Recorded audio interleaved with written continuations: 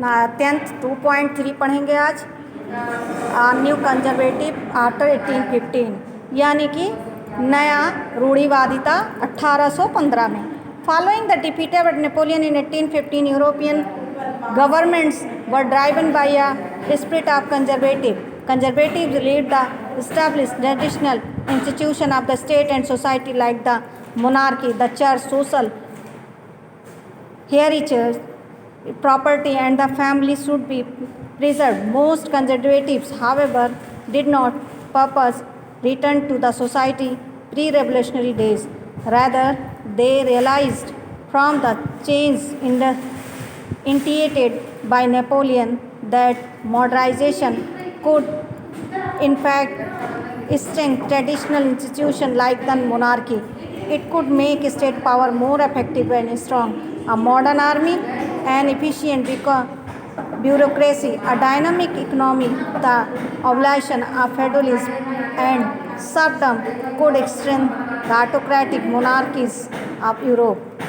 In 1815, representatives of the European power, Britain, Russia, Prussia, and Austria, who had collectively defeated Napoleon, met at Vienna to draw up a settlement for Europe. The Congress was boosted by the Austrian Councillor Duke Metternich. The delegates कह रहा है यहाँ पर से following the defeat Napoleon 1815, Napoleon जब 1815 में हार कर यूरोपियन गवर्नमेंट से गया और उसने क्या आया 1815 में नेपोलियन, और उसने क्या किया, एक रूढ़िवादिता लेकर आया, यानी कि मोनार्की होते हुए सबका ख्याल रखते, लेकिन रूढ़िवादिता नहीं जाएगी, राजतंत्र नहीं जाएगा। और ये रूढ़िवादिता सभी लोग इसमें बिलीव कर रहे थे और कह रहे थे ये हमारा पारंपरिक चीज़ है, यह स्टेट, राज्य, सोसाइटी, समाज में सब में होना चाहिए, राजतंत्र के अंत चर्च का हाथ होना चाहिए, यानी कि सारी जो भी है सत्ता या पावर उसको होना चाहिए जैसे था। और उसके बाद बहुत सारे रूढ़िवादी इस बात को लेकर बहुत ही क्या थे, कह रहे थे ये अपने घरों में, समाज में, सब जगह होना चाहिए।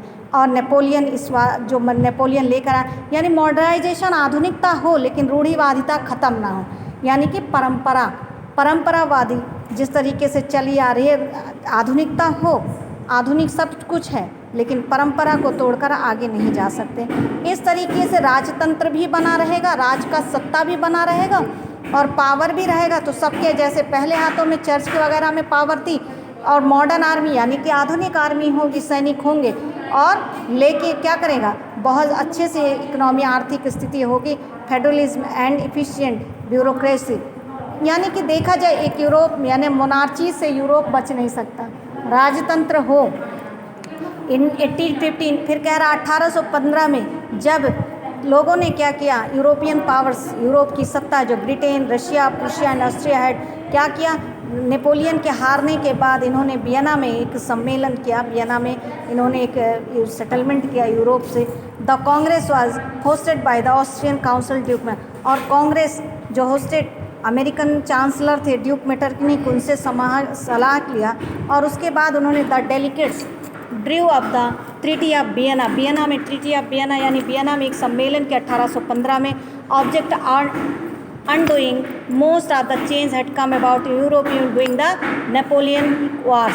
नेपोलियन के युद्ध के बाद, नेपोलियन आने से जो युद्ध हुआ उसके बाद उन्होंने क्या किया, the Bourbon dynasty which had been deposed during the French revolution, और फिर से बर्बन वंश के हाथों में सत्ता दे दी गई, पूरे यूरोप की पावर बर्बन वंश के हाथों में दे दी गई और फ्रांस को lost territories it under Napoleon, यानी कि जो भी था जितने भी शासित केंद्र शासित यानी कि यूरोप की शासित क्षेत्रों में थे उनको क्या किया गया, धीरे धीरे अलग किया गया।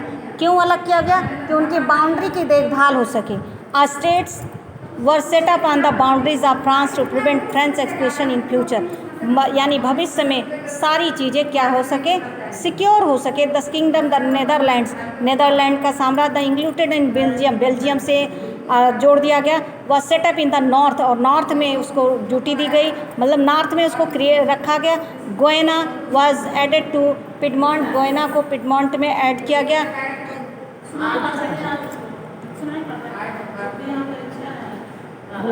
कर दीजिए, वीडियो बना पिडमॉन्ट इन साउथ, और गोयना को पिडमॉन्ट में साउथ में कर दिया गया। Prussia is given important new territories in western frontiers, यानी कि देखा जाए तो पुर्शिया वॉज न्यू, एक नया के यूरोप के अंडर में आया और उसको पश्चिमी हिस्से पर रखा गया। While Australia was given control of northern Italy, और ऑस्ट्रिया को दिया गया इटली के उत्तर में। But the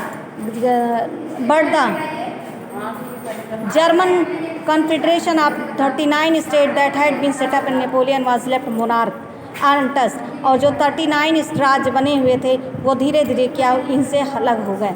in the east Russia was given part of Poland while Prussia was given a portion of Saxony, और रशिया क्या हुआ, पोलैंड, प्रूशिया और पोर्शन ऑफ सेक्सोनी, यानी कि सेक्सोनी के पार्ट में आ गया।